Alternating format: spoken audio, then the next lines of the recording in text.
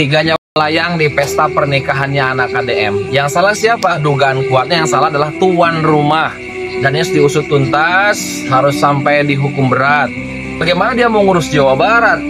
Mengurus pesta pernikahan aja nggak bisa, menimbulkan korban. Yang kedua, ini menunjukkan bahwa masyarakat Jawa Barat masih banyak yang miskin. Jadi harus banyak bekerja, serius bekerja, jangan kebanyakan ngevlog.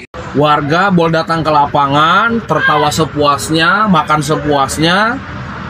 Begitu ada yang mati 3 orang, pura-pura nggak tahu saya nggak tahu ada acara itu. Ya Allah ya Robi, kok sama ya Dodo Mulyono sama Mulyono tuh mirip-mirip. Wajar aja disebut penerusnya Mulyono. Tanggung jawab tuh harusnya tuh pemimpin itu, gentleman, mundurkan diri dan siap dihukum. Tapi tanggung jawab harus dihukum itu, hukum berat. Pemimpin kok lalai kepada nyawa rakyatnya itu. Setelah gua amatin, gua pelajarin terus nih. Oh, ternyata Bapak Aing, Kang Deddy Mulyadi, memakai pola permainan catur. Kalian tahu kan permainan catur gimana? Dalam permainan catur itu ada bahasa 3 langkah ke depan. Apa itu 3 langkah ke depan? Begini, setiap sebelum kita nih melangkah pertama, kita harus tahu, kita harus memprediksikan lawan atau musuh melangkah kemana.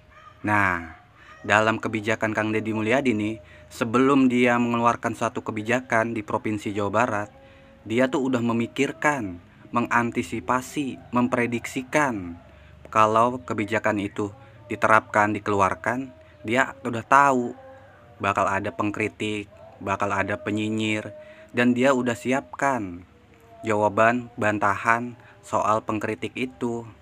Ketika nih yang pengkritik itu masih ngeyel, masih ngotot, masih rame beritanya, dia ngeluarin sekak.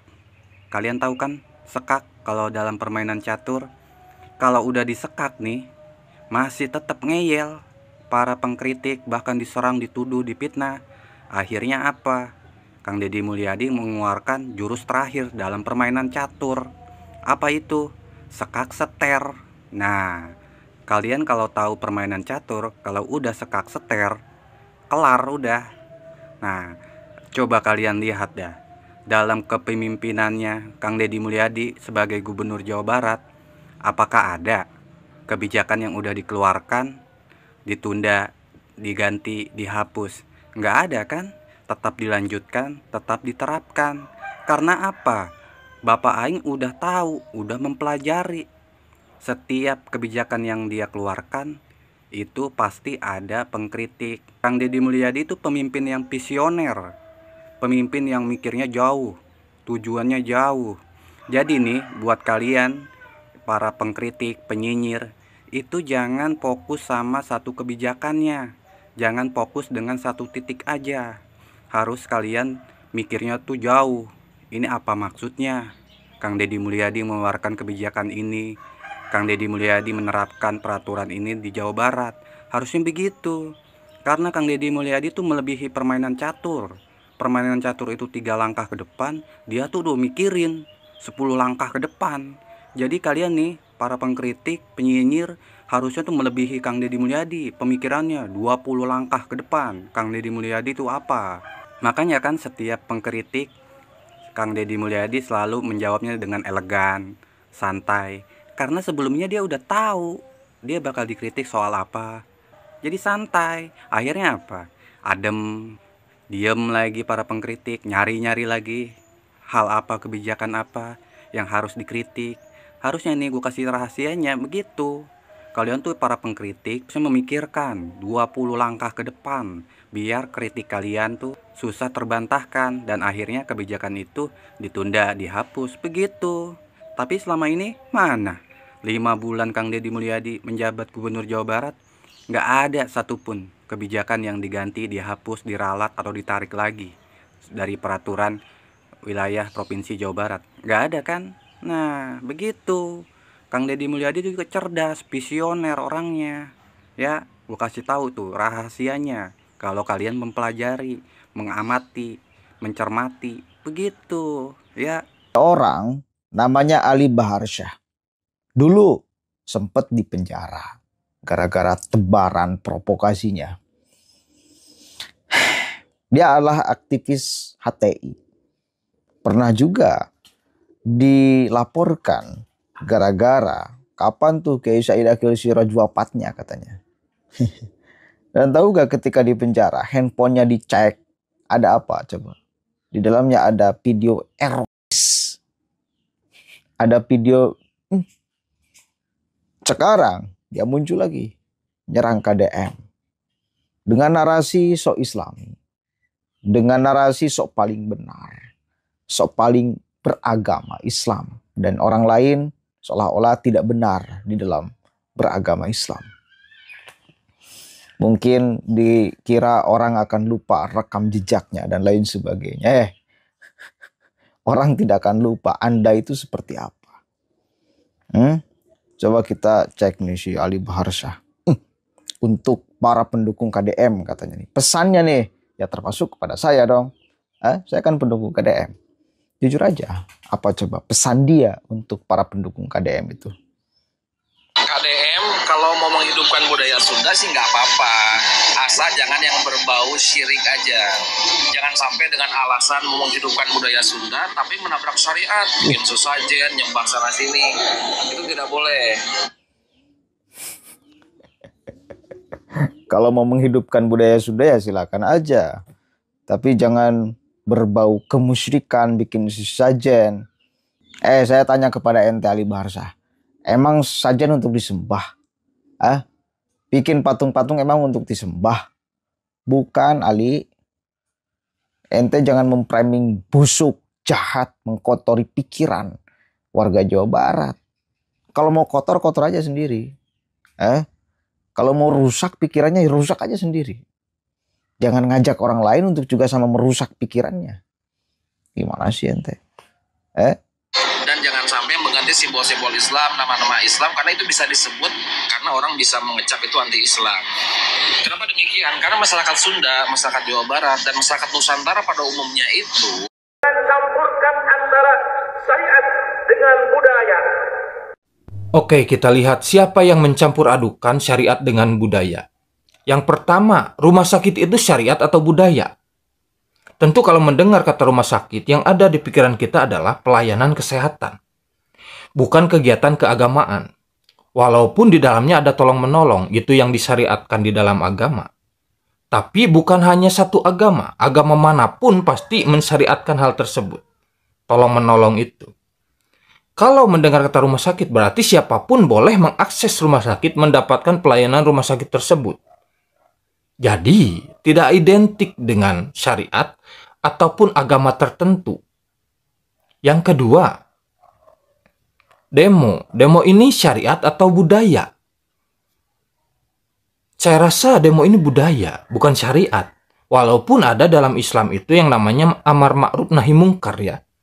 Tapi caranya melalui tabayun dulu. Nggak langsung berdemo seperti itu mendatangi gedung. Klarifikasi dulu tabayun. Apa tujuannya, kenapa bisa seperti ini? Tanyakan alasannya, barulah. Selanjutnya, ya kita lihat setelah terjadi tabayun tersebut. Tapi kan ini belum ada tabayun. Sekarang soal nama. Kalau dalam Islam itu, setahu saya ya, saya bukan ustadz atau ulama. Koreksi saya kalau saya salah. Nama itu berikanlah yang baik-baik. Karena nama adalah doa. Tidak ada di situ perkataan berilah nama-nama yang islami, nggak ada. Tapi berikanlah nama yang baik-baik karena nama adalah doa. Sekarang Al-Ihsan itu baik, ya. Welas asih juga sama baik. Kalau berbicara Islami, welas asih lebih Islami menurut saya karena ada logo Ar-Rahman dan Rohimnya. Itu dari bahasa Arab, kaligrafi Arab ya. Kalau Al-Ihsan kan cuma aksen Latin saja, nggak ada tulisan Arabnya. Jadi kalau menurut saya lebih Islami itu welas asih. Terus apa yang jadi masalah? Apakah demo ini karena kecintaan atau karena kebencian? Hanya karena ingin memframing seolah-olah Deddy Mulyadi ini membenci Islam gitu. Atau seperti apa? Karena logika saya belum bisa menerima loh tentang penolakan penamaan Rumah Sakit Al Ihsan ini menjadi welas asih, logika saya belum bisa mencerna. Jadi berikanlah alasan-alasan yang lebih logis gitu, biar saya bisa mencerna hal tersebut. Bismillahirrahmanirrahim. Kami masyarakat Jawa Barat pada hari ini, hari Jumat, tanggal 18 Juli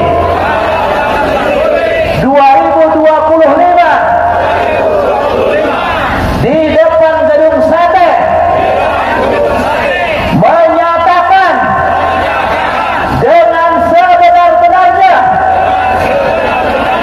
bahwasanya kami tidak setuju menolak keputusan Gubernur Jawa Barat